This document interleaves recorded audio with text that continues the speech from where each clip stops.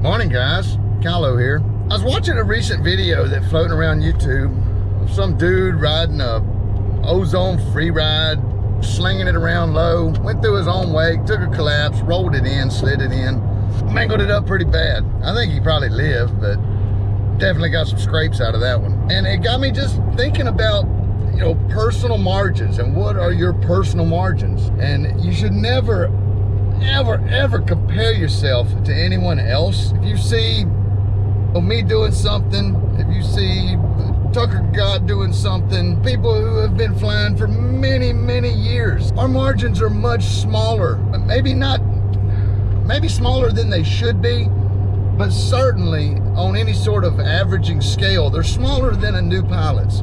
They're smaller than a 2-year pilot. You got to gain experience to understand just how these things move, just how they flow through the air, the nuances involved, the turns you can make, you know, landing during a turn. These things come into play. And if you're new and you've not fully explored proper margins, you got to give yourself some extra. If you don't know where the line in the sand is, it's so easy to cross. And that line can be brutal.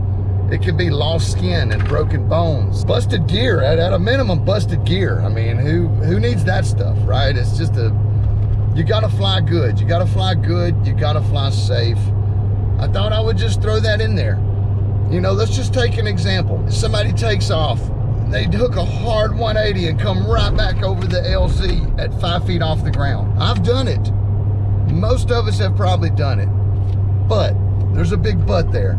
I will only do that if the winds are very light. I know that I can land and run out a 3-mile-an-hour tailwind. Do you know that you can do that? I've tested it. I've proven it to myself. I'm capable of it, or at least I used to be. My margins may have changed as I grow older and tireder, but at this point, I think I could land a 3-mile-an-hour tailwind. If the wind is 3 miles an hour or lower, I will accept the margin of flying low downwind with a 3-mile-an-hour tailwind or less. But if it's more than that, you will not see me doing anything low downwind ever. For some people, 0 mile per hour wind may be below your margins of acceptable takeoff conditions. You know, if you're not capable of running the 15 miles an hour with the motor and the wing and everything working for you, then that may not be suitable for even simple flying. You know, if you can't land in a 0 mile per hour condition without falling over or messing it up, you probably just need to practice, or you can't run that fast. Again, it's different for each one of you, and I'm not picking on anybody. This goes for everybody. Everybody has to come up with their own individual margins. So it just got me thinking about it. This dude was clearly flying below his margins. He'd probably done it once or twice, but low to the ground, you get bit. The ground is what bites you in this sport. I mean, unless you hit a barn or a tree or a power line or a rock, you got to give yourself some proper margins. You got to give yourself room. You know, how much wind can you handle? How much no wind can you handle? You know, what's the terrain like? Are you capable of running? Is there enough room to do a circle in case you can't climb out? I took off yesterday in some wonky ass thermal conditions and I couldn't climb. I kept getting drilled. I was on a small wing and a small motor, and every time I started to go up, old Mother Nature just pushed me down, and I almost landed 3 or 4 times during that takeoff. It's just part of the game, but kept my gear down, did it right. I'm delivering some drugs to this pretty lady here. Okay. What were you doing? I was videoing? Yeah, I was videoing. No. Okay, I'll blurb you out. So I had to start the day off with a personalized drug delivery. Seems like I'm always delivering drugs. Oh, part of the game, part of the game.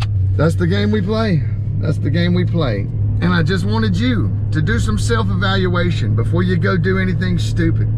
Let's think about our moves before we make them. Move slowly, methodically. And if you see people, if you see crowds, my advice is run. The crowds will always f you up. They will make you do things that you would never do otherwise. That is the nature of flying near a crowd on the ground. They might be cheering or taking pictures or doing whatever. You'll want to impress them. You'll want to show out. And ultimately, it'll cause a I've done it. Most of us have probably done it. If you've been in the sport long enough and you've flown near a crowd, you will up in front of them because of the crowd. And if you say you don't, you're probably lying. You know, everybody's got that little bit of ego. I've got it. Some people got a lot of it. Some people got a whole lot of it. Idiot. Stupid. But everybody's got a little bit. That's just nature being human. You gotta put yourself outside of that ego when you're flying. And you gotta be humble. And you gotta accept your own personal margins. And make sure there's safe margins, that you've got room. I may be flying on the razor's edge, but that does not mean you should. That does not mean you should. And this is real talk, because there's been a lot of people plowing in lately, and I catch myself doing low stuff too, mainly out of sheer laziness and time constraints. But it's never right. I'm not saying it's the right thing to do because I do it. In fact, quite often I make the wrong decisions, and that's okay. I never claimed to be perfect. I never claimed that I'm doing it 100% right every time, and nobody does, and nobody will. You can try. You can try to make the best decisions you can, and if you're doing well and you never make a mistake because of that, well then, hallelujah. But something's gonna come up at some point, and if you just always stay cocked and ready for that, you'll win at this sport. At least that's my thoughts on it. Hope you enjoyed this talk. I gotta go meet some students, do some training, then go sell some trucks again. Catch you real soon in the next one. Like, subscribe, thumbs up the video. See you tomorrow. Much love. Kyle out.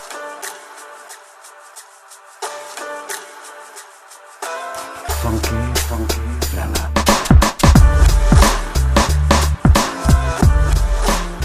I think clear glasses are gonna be the solution for tonight. Let's see if this thing will crank. Good. Well, hello there, everyone. Guess what I got? I got an Ozone Freeride. So now I could be just like Tucker Gott. Legend. He's legendary. I gotta be like him, so I got a Freeride. This is my first time to fly. I think I'm gonna go to McDonald's. Do it like that. I like it. Let to hit it nice and hard. No wind to speak of. Maybe 1 mile an hour. I'm gonna give it a go. And this is an example of those tight margins that I was just talking about in the previous clip. I'm aimed right towards the vehicles, but in my experience, I know that I will be able to inflate this wing, get control of it, accelerate, take off, and do a turn before I get there. Now, as a new pilot, you would not want to set up right here where I'm at and do what I'm doing. Notice I checked both wingtips this time. Everything's looking good. I'm accelerating, and this is what it looks like in real time.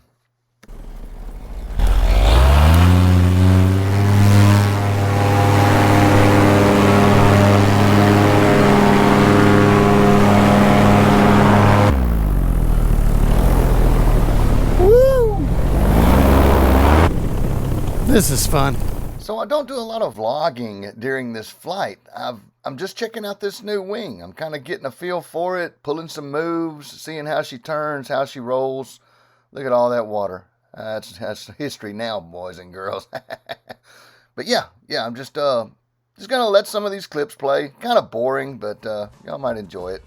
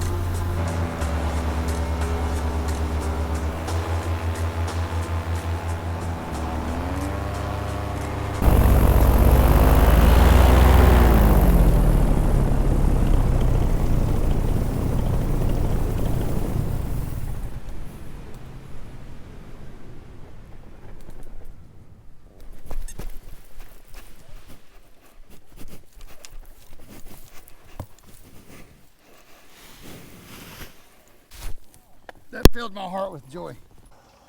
How does it work? I think I figured it out. And a happy good morning to you. Oh, it's a beautiful morning. Why am I not up here flying right now? Oh, wow. I bet it was majestical AF. I didn't have an outro to the video. I filmed it during a training session. It was just a short flight to get to know the Freeride. I've since flown it many, many times. I really like the wing. It's a good wing. I know why Tucker enjoys the Freeride and bought it again. It's got everything a budding pilot needs. Now that was a joke. That's a wing for experienced pilots only. Pretty radical. It's a radical wing. All right, my shirt. It pretty much sums up the way I've been making videos lately. If I'm treating it like a job, I've not been doing my job. There's that. I figured I'd put something on the end, let everybody know that I'm rising from the funk like a phoenix from the ashes of despair. Now, things, like I mentioned in the last video, I feel bad that I've not kind of made a video because that video, when I made it, I was already feeling better and I got to the fly-in, I got to pay my respects to Michael and been doing training. Got most of my taste back. I can taste the coffee again. Like the last little tidbit of the Rona is gone. Man, that stuff lingers. That stuff lingers quite a while. It's pretty odd. Like the taste, after 5-6 days, I got back like 70% of it, maybe 50. The next week, I got back to about 80%, and I've not hit 100% of my taste buds yet, but I'm somewhere in the 90s now. Like, I can smell the coffee. I'm catching some smells from the environment. I can taste gasoline again.